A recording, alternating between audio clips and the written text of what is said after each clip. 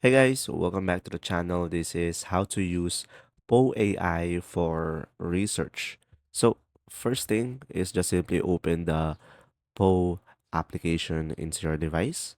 And now from here guys, on the homepage of the Poe AI, you should be able to see all on the right side of the screen and select see all, and you will be redirected to the explore page, and you can just simply use the search bar over here and search for research.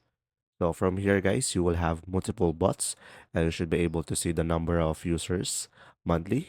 And you will have here University GPT, a research advisor, research genius. So pretty much you could just simply explore this one. But personally, I recommend going for the University GPT or research advisor. And now you could just simply use this bot to become your research advisor. And of course, just simply provide the title of your research and the information about your study. And guys, remember, the better the prompt or message that you give to this bot, the better output it will provide. I hope this video helped you understand more, and thanks for watching.